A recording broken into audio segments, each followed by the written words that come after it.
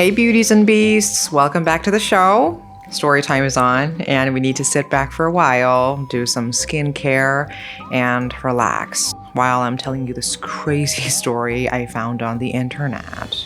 This story involves a famous singer in Kuwait, multiple witnesses, police reports, the whole thing, everything. She quit singing after this incident, and after you hear what happened to her, you will understand why she never performed again. So grab your face mask, get comfortable, maybe turn on some extra lights, and let me tell you about the night Nora and her band performed at a wedding that shouldn't have existed. Let's get started.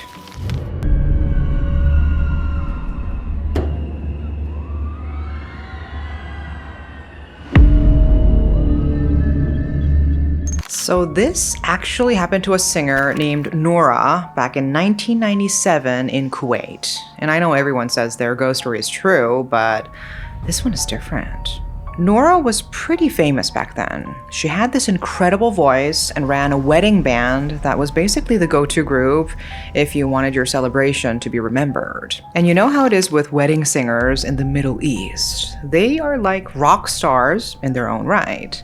But anyways, it was a regular summer evening when she got the call. Kuwait in summer is absolute hell, by the way. So here we're talking 45 plus degrees Celsius, like 113 Fahrenheit, the kind of heat where your car's steering wheel can burn your hands. And Nora had just gotten home from another wedding gig, probably exhausted when her landline rang. And remember, this was 1997. No mobiles really, just those chunky home phones everyone had. And the guy on the other end spoke in really formal classical Arabic. That was the first slightly weird thing, but whatever. Some of the older, traditional families still spoke that way. He said his daughter was getting married, and he'd heard Nora was the best. Could she and her band perform in 3 weeks? Nora checked her schedule, and the date was free. So they talked money. He was offering good money, half up front like usual, and then he gave her the address. And this is where it starts getting a bit odd. The location was way outside the city, past the 6th Ring Road, out toward Jarrah, then another 20 kilometers beyond the farms. He said someone would meet them at a water tower to guide them the rest of the way. Now, this wasn't completely crazy. Lots of wealthy families back then still did weddings at home instead of hotels. The really old money families, the ones whose wealth came from pearls and trade before oil, they often had these massive estates outside the city where they could celebrate privately, away from the prying eyes and gossip. So Nora didn't think too much of it. The money showed up 2 days later, cash in an envelope, no return address. A bit unusual, but some families are weird about privacy. 3 weeks passed, Nora and her band practiced all the usual wedding songs. You know, the classics, the ones every Khaliji wedding has to have. Khaliji basically means Gulf Arab. So we're talking traditional songs from Kuwait, Saudi Arabia, UAE, that whole region. Her band was tight. Layla played oud, that's like a Middle Eastern lute, this beautiful pear-shaped string instrument. Mariam was on drums. Fatima and Sarah did backup vocals. And this young guy, Hassan, handled all their equipment. They've been performing together for 7 years and had an amazing reputation. The day of the wedding came. They loaded up 2 cars, Nora's Land Cruiser and Hassan's beat-up pickup truck, and headed out just before sunset. They drove north on the Jarrah Road, watching the city gradually fade into suburbs, then scattered farms, then just desert. The water tower appeared right where the guy said it would be, this massive concrete thing rising up out of nowhere. And there was someone waiting, a man in traditional dress wearing a white dishdasha. That's the long white robe Gulf men wear, and a red-checked gutra, the headscarf, his face half covered in the dim light. He gestured for them to follow him and got into this old Mercedes that looked like it was from the 70s, but was somehow gleaming like new. They followed him off the main road onto what was barely even a track, just tire marks in the sand, really. Layla was riding with Nora, and she started shifting around uncomfortably. "This is really far out," she said. "Rich people like their space," Nora replied, but honestly, she was starting to feel uneasy too. You know that tightness in your stomach when something's not quite right, but you can't put your finger on it. They drove through the dunes for like half an hour in the dark. Kuwait's landscape is so flat and featureless that at night you can get completely disoriented. And then suddenly, there it was, this absolutely massive mansion. It was built in the old Kuwaiti style, with wind towers, these traditional cooling towers that catch the breeze, and courtyards, but huge, way bigger than it needed to be. And every window was blazing with light. Despite being in the middle of nowhere, it looked perfectly maintained. The Mercedes just disappeared around back, and their guide was gone before Nora could even say thanks. A woman met them at the door, fully veiled in that old-fashioned way you hardly ever saw by the 90s. She led them through these gorgeous corridors with Persian carpets and brass lanterns, past rooms full of cushions and low tables loaded with dates and Arabic coffee. The whole place smelled intensely of bukhor. That's traditional incense made from wood chips soaked in fragrant oils, really common in the Gulf, but a lot of it, almost too much. "You will perform here," she said, showing them to this big courtyard open to the sky. And there was a proper stage set up with outlets and everything. The bride arrives at midnight, started warming up at 10:30. Then she just disappeared before they could ask any questions. They set up their equipment while the women changed into their performance outfits. Those elaborate, heavily embroidered dresses and jewel tones, hair domed up high, full stage makeup. This was their work uniform, basically.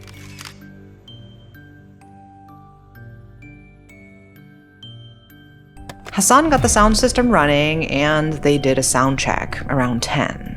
But something weird happened during the sound check, though. Nora's voice echoed in this really strange way, like the space was too big and too small at the same time. She brushed it off as acoustics being weird. At 10:30, the guests started arriving. And this is where things got properly strange.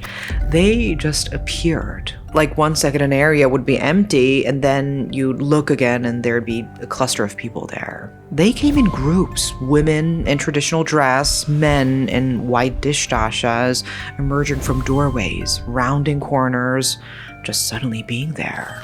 Within 20 minutes, the courtyard was absolutely packed. Easily 300 people, maybe more. Nora had performed for bigger crowds, so she wasn't intimidated. She nodded to her band, and they launched into a traditional welcome song. The crowd seemed to love it, ululating loudly, that high-pitched trilling sound women make at celebrations, and they started to dance. But something felt off. At first, Nora couldn't figure out what was bothering her. The guests were enthusiastic, maybe a little too enthusiastic. They danced with this intense energy, with their movements strangely fluid and synchronized. It reminded her of something, but she couldn't quite place what. She glanced over at Layla, who was playing mechanically, staring at nothing in particular. By 11:30, the weirdness had become impossible to ignore. The way these people moved, it wasn't quite human. That is the only way to describe it. Joints bending in ways that looked subtly wrong. They danced without stopping, without even pausing to catch their breath or chat with each other like people normally do at weddings. The dancing was hypnotic, almost ritualistic, like the same movements repeating over and over in patterns that made Nora's head hurt to even watch. Some guests came up to the stage to offer congratulations and tips. Totally normal wedding behavior.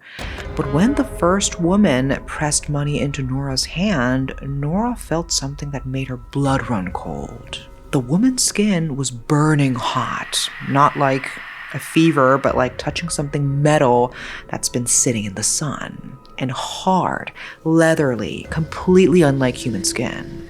The woman smiled with these really white teeth and went back to dancing. Nora caught Fatima's eyes across the stage. Her backup singer had gone pale under all her makeup, and her hands were shaking on the microphone. She'd felt it too when someone touched her. Nora gave a tiny shake of her head. Don't react. Keep performing. The night dragged on. Midnight came and went. No bride. The crowd just kept dancing, getting more and more frenzied, more synchronized. Nora's throat was killing her, but she kept singing. Her professional training kicking in even as terror built in her chest. Next to her, Miriam was pounding the drums mechanically, her jaw clenched so tight it looked painful. And then sometime after midnight, Nora was never sure exactly when, everything changed. She was in the middle of a song when she noticed. At first, she thought the incense smoke had gotten thicker, making it hard to see. But then she saw clearly, and she wished she hadn't. The legs of those guests weren't entirely human anymore. They ended in these hooved feet, dark and cloven like a goat's or sheep's, moving with an animal's grace. Their hands, when they raised them while dancing, had these elongated fingers that tapered to points, nails gleaming like horn. But their faces were still human, and that was somehow the worst part. Human faces smiling and laughing on top of these increasingly inhuman bodies, dancing, always dancing. Sarah's voice completely cracked. She'd stopped singing, just standing there with her mouth open, frozen. Hassan, at the soundboard, had gone gray, looking like he might pass out. Only Nora, Layla, Miriam, and Fatima kept going, pure muscle memory and performance discipline overriding their terror. The things dancing, Nora couldn't think of them as guests anymore. They didn't seem to notice or care that the band was freaking out. They danced harder, their movements becoming unmistakably inhuman. So she kept singing, voice cracking, tears streaming down her face and ruining her makeup. The others kept playing, looking like they were barely holding it together. Time stopped making sense. Each song felt like it lasted hours. Nora's entire world became just next note, next breath, next moment of not running, not screaming. And then, at what her watch later told her was 3 a.m., every single light went out. The darkness was total, like, how dark it gets in the deep desert. No street lights, no ambient glow, no moon that night. Nora literally couldn't see her hand in front of her face. The music just stopped. Nobody decided to stop. Their hands just fell still in the dark. And with the music gone came silence, complete, unnatural silence. No breathing, no footsteps, just rustling fabric. The courtyard that seconds ago held hundreds of dancing figures was utterly, impossibly still. The temperature absolutely plummeted. Nora had been sweating in the August heat. Suddenly, her sweat felt icy on her skin.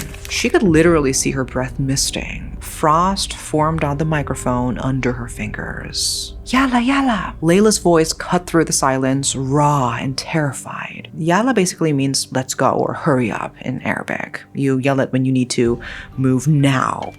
So they ran. They abandoned everything, all their instruments, the sound equipment, purses, shoes, everything, and just ran blindly through the darkness.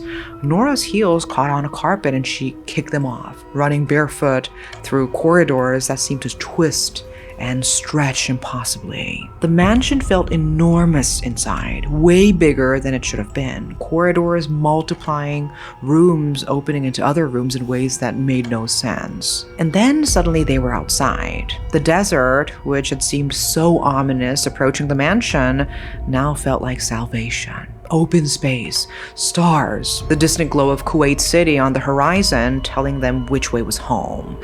They ran to their cars, fumbling with keys with shaking hands. Both engines started, thank God, and they just drove into the desert without headlights, too scared to wait, too scared to look back. They navigated by moonlight until they hit the main road. They didn't stop until they saw that water tower again. Then they pulled into a patrol station on the outskirts of the city as dawn was breaking. Under the fluorescent lights, they looked at each other, faces streaked with tears and smeared makeup, hands still shaking, eyes haunted.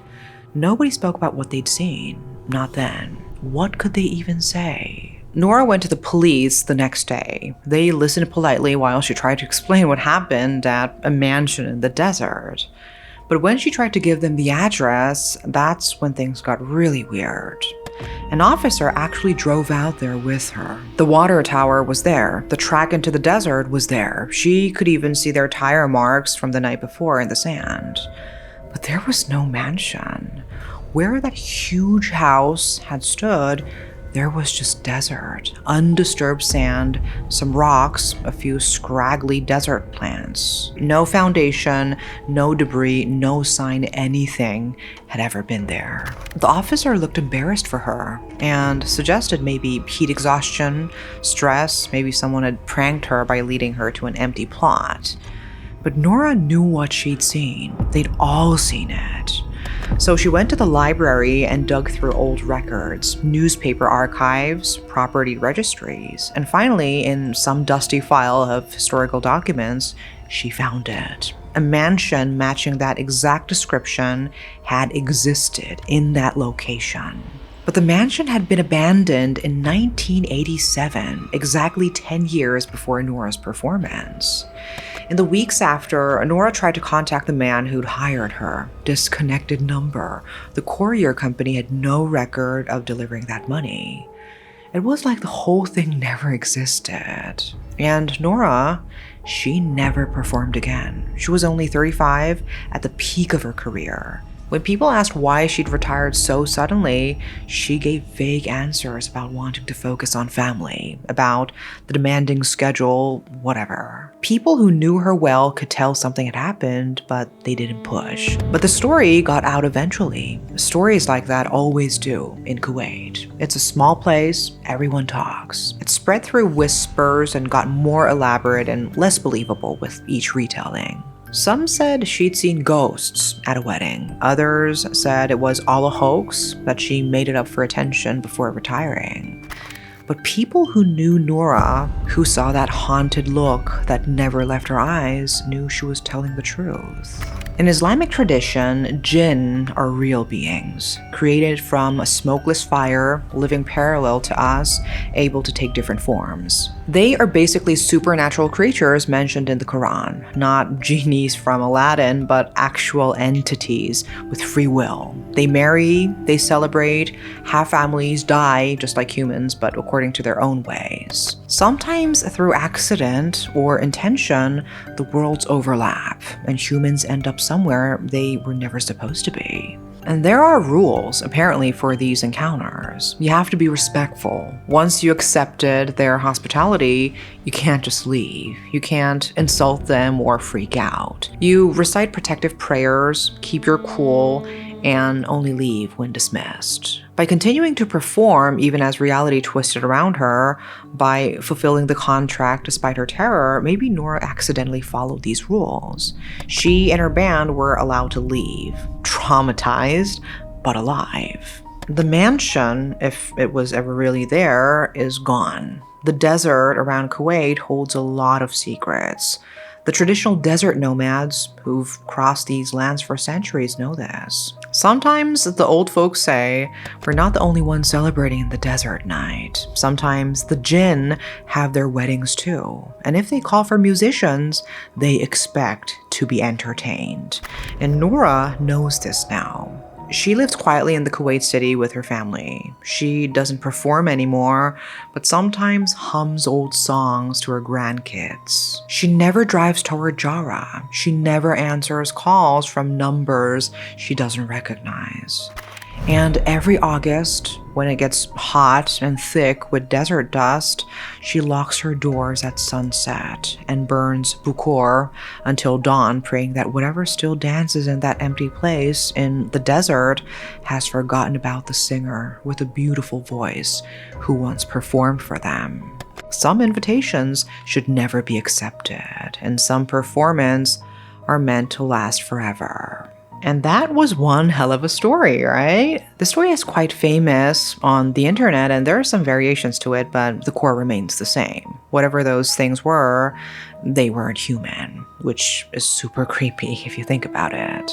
So yeah, next time you get a gig in the middle of nowhere, maybe ask a few more questions first. And if the guests start looking a little too not human, trust your instincts. Anyway, that's it for today's story time, and let me know in the comments if you've heard this story before or if you have any other creepy tales you want me to cover. Hope you guys sleep well, and I will catch you in the next one.